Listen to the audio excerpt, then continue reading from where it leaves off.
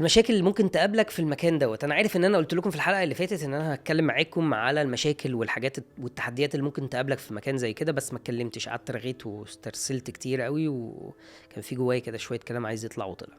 المهم، تعالوا نرجع تاني للحته بتاعه البرودكشن هاوس. اول مشاكل ممكن تقابلك في بيزنس، اذا كان برودكشن هاوس او استوديو زي هنا هوت زي كرييتورز، فكره الكلاينت. انا مين الكلاينت؟ طب هجيبه ازاي؟ بص بقى، انت عندك كذا حاجه، وخلي بالك اللي انا بقوله ده بالامانه عكس اللي انا قلته قبل كده دوت، اللي هو فكره التحضير. انا مش محضر قوي، بس هقعد اتكلم معاك شويه عن خبره، يعني هنبقى دي سلسله كده احنا بنرغي فيها. فانا الافكار اللي كانت في بالي، اول حاجه ودي كانت اهم حاجه، ودي كانت من عند ربنا بالامانه، يعني فكره الورد اوف ماوث. ما هو فلان قال لفلان قال لفلان قال لفلان قال لفلان والناس كلها بدات تبقى موجوده. طيب، خلصنا فكره الورد اوف ماوث، ها وبعدين؟ ما دي مشكله. يعني دلوقتي بقى عندك 6 كلاينتس، اكس كلاينتس، اي حاجه، انا عايزهم يزيدوا. طب هنعمل ايه؟ دي مشكله. في بقى ممكن تحل المشكله دي بان انت تعمل منتجك الخاص، انك تقدم بودكاست، تقدم ريلز، تقدم حاجه تعرض فيها شغلك، تعرض فيها انت بتعمل ايه، تعرض فيها شغل الجرافيكس، التصوير، الاضاءات، والناس هتشوف. وبعد ما الناس هتشوف هندخل في حاجه تانية. طب هل اللي شافوا دول كافيين؟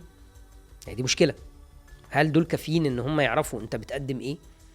لا، مش كافيين. يبقى احنا عايزين نعمل سوشيال ميديا وديجيتال ماركتنج، نهتم بيهم اكتر. عايزين نحط بادجت معينه في الشهر للدعايه. ليه؟ علشان غير الموجودين حواليا دولت يعرفوا انا فين، انا مين، انا بعمل ايه، وده محتوايا، ده منتجي، ده اللي انا بقدر اقدمه، وفي اكتر. هو دايما خلي بالك لازم تبقى عارف انك في عندك مشكله ان في اكتر، بالذات في الفيلد بتاعنا او في الحته بتاعتنا. يعني انت بدأنا بالتصوير الموبايل، وصلنا لتصوير بكاميرات سينما، يعني ما واسلوج بودكاست بتتصور اسلوج وبتاع. فاحنا وصلنا الليفلز، ما اعرفش هنوصل لانهي حته تاني بعد، هنعدي انهي مرحله، انا ما اعرفش. فانت لازم توصل ان انت تبقى عارف ان فين اللي بعده، النكست ايه. ودي مشكله برضه هنقعد نتكلم فيها. جبت الكلاينتس، طب الموظفين الموجودين عندي هل كافيين؟ العدد كافي؟ الاجهزه كافيه؟ طب انت عايز الناس دي، من ضمن المشاكل اللي هتقابلك، هو الناس دي هتبقى فريلانس، هتبقى بارت تايم، هتبقى فول تايم؟ طب فول تايم المكان مساع ولا لا؟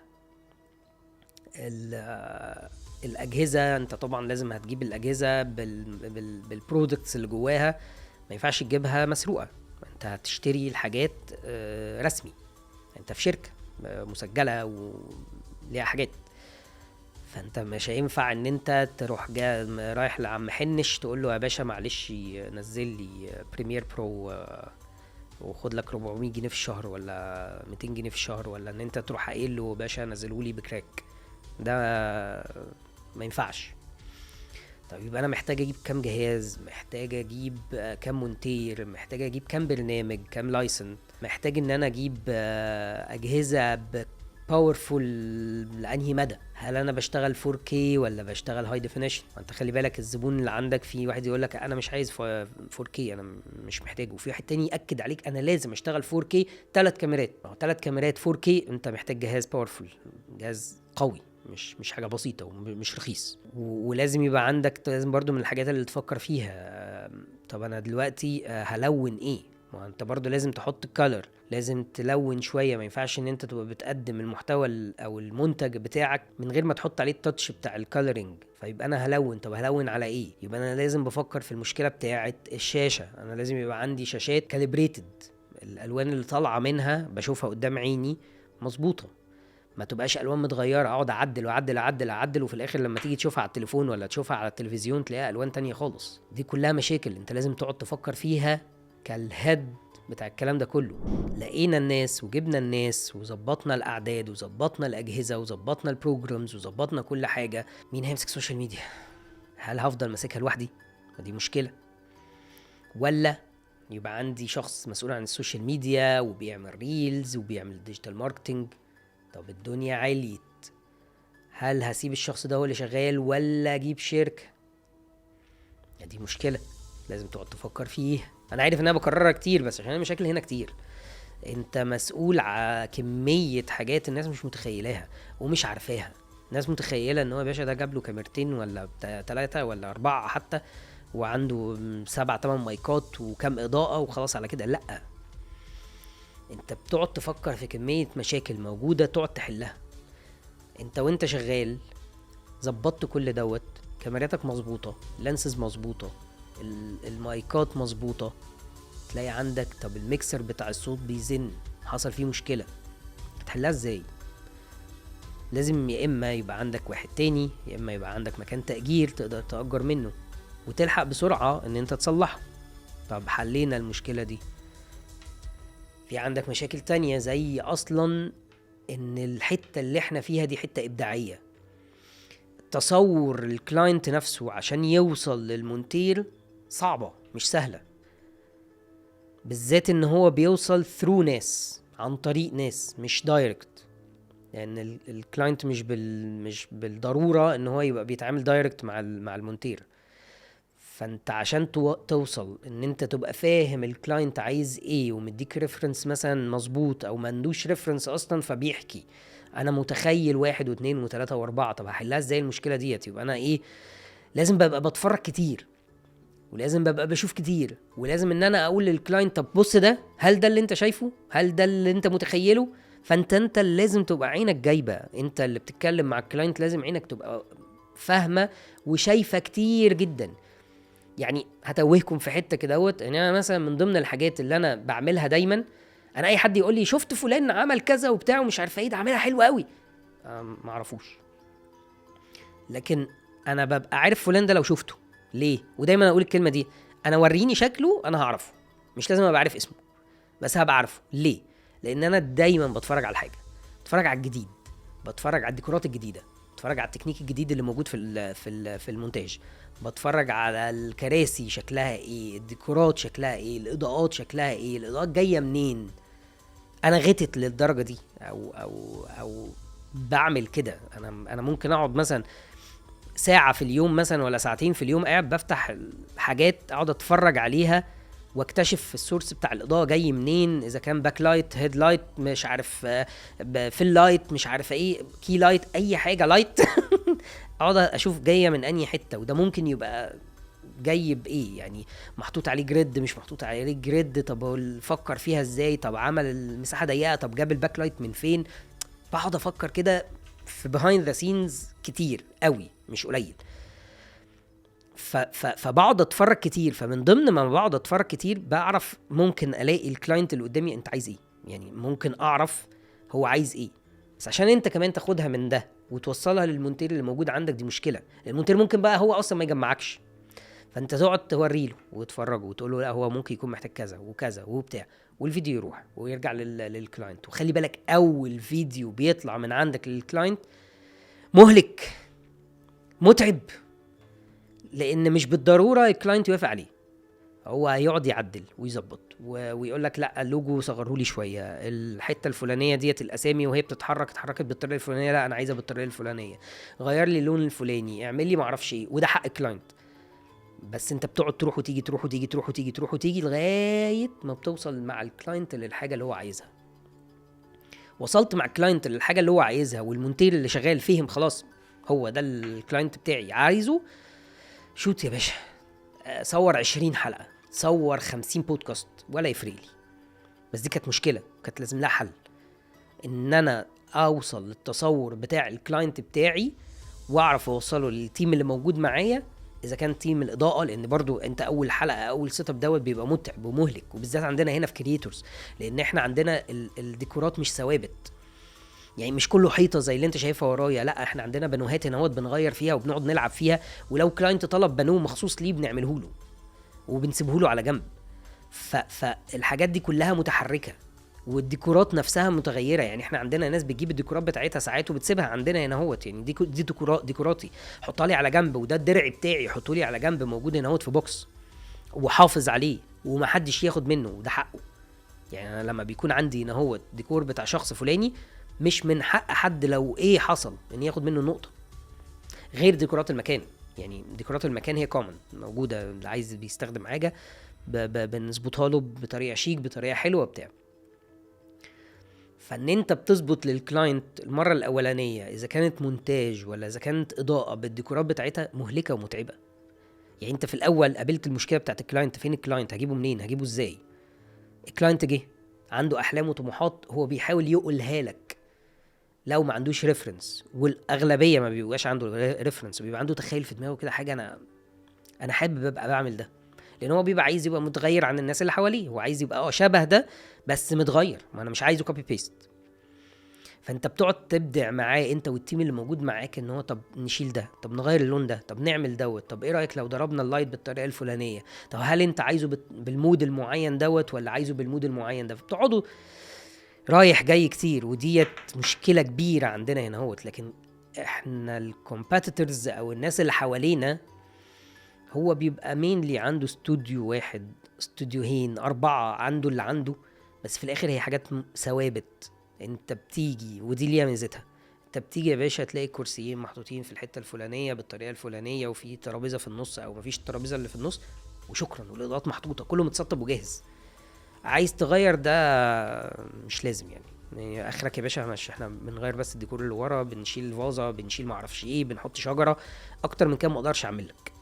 احنا هنا لا، فالموضوع مهلك ومتعب ومتغير بطريقه كبيره مش صغيره. فبالتالي انك تنسق كل دوت بالتيم ده كله، بالمصورين بالمونترين بالكلام دوت، لا متعبه ومهلكه. وان انت تقدر تستمر، لان دي خلي بالك ان انت تبقى الاستوديو عندك بيجهز لكلاينت على حاجته، لا بتاخد وقت، فبتخسر شويه فلوس، او مش عايز اقول ان هي بتخسر شويه فلوس، بس هي في الاخر بتاخد من الفلوس بتاعتك شويه. وانا علشان ابقى بظبط الدنيا مع العميل، انا مش بزود عليه فلوس علشان احنا بنعمل حاجه كاستمايزد يعني. ودي من ضمن الحاجات اللي كنت بتكلم معاكم فيها في الحلقه اللي قبل كده، اللي بتاعت ايه، انا بحب الكونتنت، انا بحب الكلاينت بتاعي، انا بحب الحاجه اللي بتخرج من هنا وتكون زي بتاعتي، يعني ايكوال ليها. انا مش عايز ان الحاجه اللي بتطلع من عندي اللي هو يا باشا اصل ده ما بيتشافش اعمل له اي حاجه، مفيش حاجه اسمها كده. احنا عندنا هنا اهوت وعندي هنا اهوت، اللي بيخرج من عندي دوت زي اللي بيخرج لمستر بيست. لو انا بنتج حاجه لمستر بيست ولا بعمل لمستر بيست اديتنج تصوير مش عارف ايه، انا بعمل اقل كلاينت كعدد زيه زي مستر بيست، انا ماليش فيه. الاتنين ايكوال، سواسيه، الاتنين بياخدوا نفس الحاجه ونفس الاهتمام ونفس الكواليتي. غير لو في كلاينت هو مش عايز الكواليتي ده، مش بتكلم على دي. كان عندك الصيانات، انت الصيانات ديت حاجه مرعبه ومهلكه، لان كمان احنا مش بنأجر كاميرات، احنا الكاميرات بتاعتنا، احنا الاضاءات بتاعتنا، المايكات بتاعتنا كلها بتاعه المكان بتاعت هنا. فانت مسؤول عن الصيانات، مسؤول على ان لو في مايك ما بقاش شغال كويس، وده من اهم الحاجات، لازم ان انت تتصرف بسرعه. من ضمن الافكار والحاجات اللي حلينا بيها مشاكل كتيره كانت موجوده عندنا هنا هوت، ان احنا كنا بنحط او بقينا بنحط بقالنا بتاع سنه اولموست سنه بنحط باك اب مايكس مع مايكات البودكاست، بيبقى مستخبي، لدرجه ان في زبون شافه فبيقول لي مينا هو انت بتستخدم انهي مايك؟ هل المايك البودكاست ده انت حاطه ديكور واخد من المايك التاني ولا انت بتعمل ايه؟ قال اصل في ناس كتير بتعمل كده. قلت له لا، انا الاتنين شغالين. ليه؟ علشان دي من ضمن المشاكل دي حلولها. انا عندي كلاينت مثلا هنا هو بيفضل يفرهط في المايك، يفضل يمسكه من فوق وتحت وبتاع مش عارف، اتكلمت معاه كتير اللي هو اكس لو سمحت ما تلعبش في الاسلاك، ما تلعبش في الحاجه، المايك ممكن يخروش، ممكن يطلع صوت، ممكن يفصل، ممكن حاجه كتير قوي. وحصلت وفصل. وكان ساعتها معاه ضيف تقيل وكبير في السن كمان، فقال لي مش مسموح نتكلم. فعمال بقول له الصوت فصل، بيقول لي مش مهم كمل. طب هعملها ازاي؟ هجيب منين الصوت؟ اديني عقلك يعني. من يومها وانا قررنا انا والتيم اللي معايا باشا احنا بنحط مايك بيسجل غير المايكات الخارجيه دي، يعني دي بتسجل على الميكسر، في على الكاميرا مايكات تانية بتلقط بكواليتي كويس. لكن ان انا الاقي نفسي واقع في حيز بيس مش لاقي معايا صوت، دي مصيبه مش هعملها. انا في كلاينتس بتضيع من الناس بسبب الموضوع ده. انا في كلاينت جاني هنا هو بيعمل تحديات، راجل بموت فيه بحبه جدا بدون ذكر اسماء، مش هقوله. كان جاي لي نوت الاستوديو عايز يشتغل معايا بسبب مشكله في الصوت مع استوديو تاني. بس لان برضو خلينا متفقين ان من ضمن المشاكل او الحاجات اللي بتحصل في بعض الاماكن تقول لك يا باشا الصوت ضرب، انا اعمل لك ايه؟ طيب يعني ده حظك ونصيبك، يعني اعمل لك ايه؟ انا ما عنديش ده، وده من ضمن الحاجات اللي ممكن تخسرني فلوس. انا باشا لو حصل اي مشكله في الفيديو بتاعك انا بخصم على نفسي فلوس، مش بستنى حتى الكلاينت بتاعي يقول لي اخصم لي، انا بخصم. مش كل الناس بتعمل الكلام ده. انا بشوفها ادبيا واخلاقيا وحتى لو المشكله مش من تبعي ولا تبع الكلاينت وهي حاجه تبع الظروف، بس في الاخر الكلاينت ملوش دعوه. انا جاي مأجر المكان ده بمعدته حصل فيها حاجه انا ماليش فيه، الظروف حصل فيها اي حاجه ومايك باظ في اللحظه ديت انا ماليش فيه، الكلاينت ملوش دعوه. انا ده مبدئي، ده اللي انا بفكر فيه دايما. ودي من ضمن المشاكل اللي موجوده، ازاي هتتعامل مع غضب العميل في العموم. في عندك دي حته كويسه ان احنا فتحنا فيها كلمه غضب العميل، لان هو غضب العميل ده مش سهل، لان بطبيعه المكان هنا هو العميل بتاعنا حد، يعني مش عايز اقول ان هو حد، يعني قصدي ان هو وش معروف، سيلبرتي. انا دايما بقول للتيم بتاعي كده، ده واحد سيلبرتي، فليه طريقه مختلفه وليه تعاملات مختلفه وليه ايدج معين، فباشا ما تبوظليش شغلي. غضب العميل في العموم اللي هو بيبقى سيلبرتي بيبقى بطرق معينه، في اللي هو بيشوط جامد وبيزعق ويعمل وبتاع، بنحاول نحتوي، لكن في ليفل معين لو وصلنا له باشا انا اسف، انا اللي عندي اقدر اعتذر بيه 1 2 3 4 عن الخطأ اللي حصل ده لو بايدي يعني الخطأ، ولو مش بايدي حتى بنعتذر وبنبقى لطاف جدا وبتاع ومش عارف ايه. بس في ليفل معين من نرفزة العميل لو ما عرفناش نحتويه بنقوله احنا انبسطنا جدا في التعامل معاك، لو حضرتك كنت حاجز باكج، بقيه الباكج بتاعت حضرتك اهيت بمنتهى الادب بمنتهى الاخلاق، اتفضل شكرا باي سلام سلام شكرا. اهم الحاجات اللي عندنا ان احنا بنهتم بيها هنا في المكان هنا في كرييتورز، ان اللي بيخرج من المكان دوت حتى لو هو مش هيكمل معانا بنخرج بادب جدا، كلنا بنبقى اصحاب. بس اللي بيتعدى مرحله معينه مش لازم ان احنا نبقى اصحاب، وبمنتهى الادب بمنتهى الذوق باشا شكرا جدا احنا انبسطنا في التعاملات مع بعض. وحصلت. فازاي ان انت تمتص من العميل او الكلاينت بتاعك وتبتدي تبقى الديفنسيف لاين الاولاني او خط الدفاع الاول للتيم بتاعك، وتاخد منه وتبقى انت، عشان انت ايدك في الشغلانه وبتصور وبتإدت وبتمنتج بتوضب بالسيت اب، بتعمل كل حاجه بايدك، فبالتالي بتبقى عارف فين وحاطط ايدك فين الغلطه، المشكله حاصله منين، انت بتبقى عارف من غير ما تعرفها. يعني بتبقى عارف الغلطه منين من غير ما تسمع ايه الاحداث ولا مين عمل، واصل فلان حط مش عارفه ايه، فلان عمل ما اعرفش ايه، اصل وانا بعمل الجهاز هنج مش عارف. انت بتبقى عارف لان عندك خبرات 6 سنين موجوده معاك، فانت بالتالي قاري المشهد كله. فانت باشا احنا اسفين، احنا غلطانين، انا هظبط لك الدنيا، اعمل لك اللي نفسك فيه. بتقعد تحسس واعتذر خلصنا هدينا الدنيا، العميل الهدي حس بان انا مديله قيمته، وده مهم جدا لان العميل مهما كان ايه لو ما بيغلطش ليه قيمته فوق راسنا كلنا. تمام؟ طول ما احنا مؤدبين كلنا مع بعضينا احنا فوق بعض، بص فوق راس بعض. ادخل يا باشا على بقى تيمك، رزع خبط فيهم، اعرف الغلطة جت منين، قول لهم انت عملت 1 و2 و3 و4 وحلها 1 و2 و3 و4. ما انت برضو ال6 سنين اللي انت قاعدهم دولت ولا ال4 سنين في المكان و2 بره المكان انت مع نفسك، ما انت فاهم اللي بيحصل، وحل مشكلة كل حاجة بتبقى في ايدك، بتبقى عارف. مش حل الزنا موجود اعرفهولك، حل ان في مايك مثلا راح، لان ساعات بتحصل معانا ان المايكات الخارجية بنحتاجها، فتلاقي مايك منهم رحل جزء من فريم كصوت، هتحلها ازاي؟ انا عندي حلها، انا عارف احلها ازاي، بس ما تطلعليش دوت ان العميل هيحس ان في ايكو. ما هي ترحيله جزء من فريم صوت هو ده الايكو، يروح عامل ايكو، فالزبون يقول لك يا باشا ده ايكو، انت طلع لي صوت بايظ. يا عم الحاج اصبر بس. وساعات بتحصل معانا ان ساعات الزبون يقول لك انا معايا مونتيري، تمام، فهو يبقى واخد من المايكات دي انا عارفها وحافظها وعارف بيحصل فيها ايه، يقول لك انت اديتني صوت بايظ، مع انه مونتيرو بيبقى موجود معانا وسامع الصوت وحاضر الحلقه ومدين وسماعه وحاضرها، يقول انت مديني الصوت بايظ وانت يا فندم يا باشا، ما انت قلت لك كان قاعد، لو في الصوت في حاجه بايظه هيقول وقف، في حاجه غلط. ولو ما بيقولش انا نفسي بقول وقف، في حاجه غلط. غير في الحلقات اللي زي ما انا كنت بتكلم معاك فيها، اللي هي بتاعت انا مش مسموح انك نتكلم، مش مسموح لك انت او التيم اللي معاك ان هم يتكلموا او يقولوا اي حاجه حتى لو في مصيبه، وبنشاور وبنقول في مشكله كبيره، والعميل حق الاختيار ليه، يعني عايز نوقف، مش عايز نوقف براحتك، بس لازم ابقى هفهمك بنظراتي وبطريقتي وبكل حاجه ومفهومه واصله لك ان في مصيبه. يعني انا لازم اقف. انت قررت تكمل، اوكي بتاعتك، ما عنديش مشكله، بس دي مشكلتك مش مشكلتي انا. فبتفضل تعلم التيم بتاعك وتفضل تعرف التيم بتاعك يا فندم المشكله الفلانيه بتتحل بالطريقه الفلانيه، المشكله الفلانيه بتتحل بالطريقه الفلانيه. ولو حد خارجي مونتير بيشتغل وراك على شغلك، فانت عارف اللي ممكن يكون طالع من عندك، فانت عارف ان ممكن يحصل ايه مشكله تقابله، انت عندك حلها، بس الكلاينت ساعات ما بيسمعش.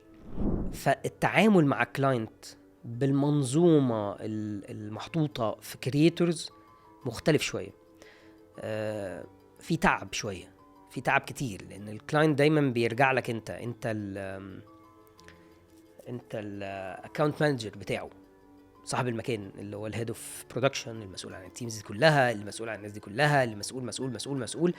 انت كمان مسؤول عن الكلاينت بتاعك وعلى راحته وعلى ان هو يبقى مستمتع وحاسس نفسه داخل بيته، مش حاسس نفسه ان هو داخلين استوديو نصور وتمشي وبعد ما مش عارف قد ايه بتدفع معرفش قد ايه، ولو خدت بق ميه بتحاسب عليه وبتاع. الكلام ده مش هنا. فده مش بسهوله، بتقابل فيه مشاكل كتيرة قوي، وبتقابل فيها حتى دلع كلاينت نفسه، ان هو ده انا عايز اشرب كذا. حاضر من عيني ننزل نجيبه. انا عايز مش عارف ايه، حاضر من عيني مفيش مشكله. نتعامل مع الناس كلها هنا اصلي ان هم اصحابنا، احنا اصحاب. وحتى التيم نفسه انك ازاي ان انت تقدر تعرفهم ان احنا بنتعامل اصحاب، لان دي مشكله، احنا بنتعامل اصحاب بس في ليميتس. انت شغال معايا مش عندي، دي فرق كبير جدا، لان مع بعض شغالين مع بعض، احنا في كتف بعض. شغال عندي احنا ممكن نخون بعض في اي لحظه. دي مشكله كبيره، انا دايما ببقى واخد بالي منها، انا مش عاملها بس بليميتس بطريقه معينه. فانت طول ما انت ماسك في مكان زي دوت، انت بتقابل مشاكل كتيره جدا جدا جدا فوق ما انت ما تتخيل. مشاكل لهوجه، مشاكل مواعيد، مشاكل غضب كلاينت، مشاكل غضب الناس نفسها اللي شغاله معاك، مشاكلهم في وسط بعضهم. عندك حاجات كتير قوي ضخمه بتبقى جوه دماغك انت بتقابلها، بس ربك يعني بيكرم وكله بيمشي وبتعدي. لو حد عايز يسأل على ازاي يقدر يعمل استوديو، عايز يسأل على الكاميرات، عايز يسأل على الإضاءات، على أي حاجة، اكتبوا لنا في الكومنتس واحنا هنرد. ويستنونا في السلسلة بتاعة الإضاءات والمايكات والكاميرات واللانسز والميكسرز وكل حاجة. هنتكلم في السلسلة دي مطولة شوية، بس لسه بنحضر لها. عارف ان انا بشوقكم كتير ليها، بس لسه معنا شوية وقت عشان نعملها. لو وصلت معانا للحتة ديت من الحلقة، ما تنساش تعمل لايك وشير وسبسكرايب وتفعل زر الجرس. كان معاكم مينا الدويني من كرييتورز ستوديو. سلام.